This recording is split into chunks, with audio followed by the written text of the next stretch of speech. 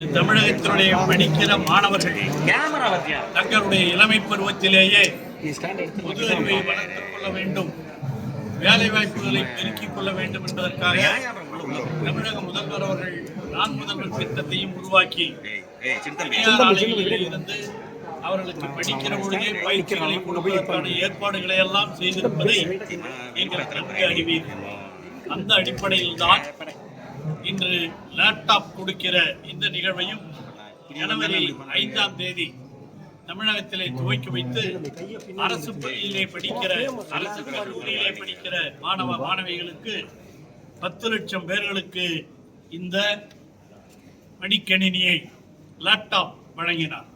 இந்த லேப்டாப் மடிக்கணினி வழங்குவதன் மூலமாக பொதுத் தேர்வுகளிலே போட்டித் தேர்வுகளிலே மாணவர்கள் வெற்றி பெறுவதற்கு தாங்கள் படிக்கிற பொழுதே அவர்களை தயார்படுத்திக் கொள்ள வேண்டும் என்ற நிலையில்தான் தமிழக முதலமைச்சர் அவர்கள் இந்த திட்டத்தை அறிவித்து இன்று அரசு கல்லூரிகளிலே இருந்த 10 லட்சம் மாணவ மாணவியர்களுக்கு இந்த மடிக்கணினியை வழங்கி இருக்கிறார். அதே அடிப்படையில் தான் இன்று 2ஆம் கட்டமாக அரசு கல்லூரிகளிலே படிப்பவர்களுக்கு மட்டுமல்ல, தனியார் கல்லூரிகளிலே படிப்பவர்களும் இதை பெற வேண்டும் என்ற உணர்வோடு தான் இன்று தனியார் கல்லூரிகளிலே படிக்கிற மாணவ மாணவியர்களுக்கு 2ஆம் கட்டமாக இந்த மடிக்கணினி வழங்குகிற திட்டத்தையும் தமிழக முதல்வர் அவர்கள் துவக்கி வைத்திருக்கிறார். இந்த 2ஆம் கட்டத்தில் இந்த விழுப்புரம் மாவட்டத்தில் மட்டும் 5499 மடிக்கணினிகள் வழங்கப்படவிருக்கின்றன. 23 கல்லூரிகளிலே 2145 லேப்டாப் இந்த மடிக்கணினிகள் முதல் கட்டமாக வழங்கப்படுகின்றது. இன்று இந்த 4 கல்லூரிகளிலே இன்று 113 மாணவ மாணவியர்களுக்கு வழங்கப்பட்டிருக்கிறது.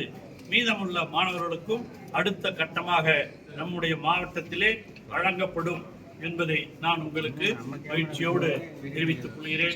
நான் சொன்னது போல கல்வி வளர வேண்டும் என்பதற்காக தமிழக முதல்வர் புதுமை திட்டத்தின் மூலமாக தமிழக முதலமைச்சர் அவர்கள் கல்வியும் விளையாட்டும் வளர வேண்டும் என்ற உணர்வோடு இதை நடத்தி கொண்டிருக்கிறார்கள்.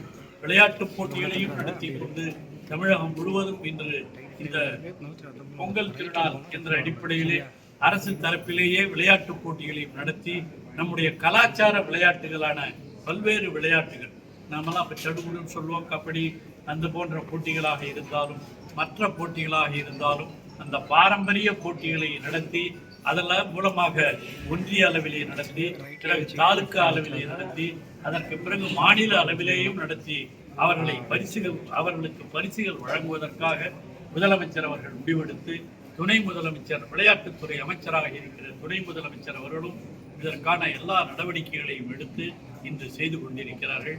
ஆக நான் முன்பே சொன்னதைப் போல முதலமைச்சர் அவர்களுக்கு 2 கண்களில் ஒன்று கல்வி மற்றொன்று விளையாட்டு என்ற அடிப்படையிலே இரண்டையும் வளர்ப்பதற்காக அவர் பல்வேறு நடவடிக்கைகளை எடுத்திருக்கிறார்.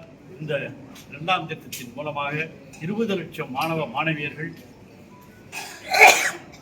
பயன்பெற உள்ளார்கள். ஆகவே விழுப்புரம் மாவட்டத்தில் மட்டும் இதுவரை மடிக்கணினி பெற்றவர்கள் 14 கல்லூரிகளில் 6158 பேர்கள் இந்த மடிக்கணினியை பெற்றிருக்கிறார்கள்.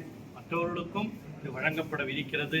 ஆகவே இந்த மடிக்கணினி என்பது மாணவர்களுடைய எதிர்காலத்தை தீர்மானிப்பதாக, பொது அறிவை வளர்ப்பதாக அமையும் என்பதிலே எந்தவித வேறுபட்ட கருத்தும் இருக்க முடியாது. அந்த அடிப்படையில் தான் முதலமைச்சருடைய வாழ்த்துக்களோடு இங்கே நம்முடைய மாவட்டத்தில் 2ஆம் கட்டமாக இதை துவக்கி கூட்டணி தொடர்பாக பாத்தீங்கன்னா, அதாவது தளபதியுடைய பேச்சு தொடர்ந்து அந்த காங்கிரஸ் கண்டனம் தெரிவித்து வராங்க. அது எப்படி சார் பாத்தீங்க?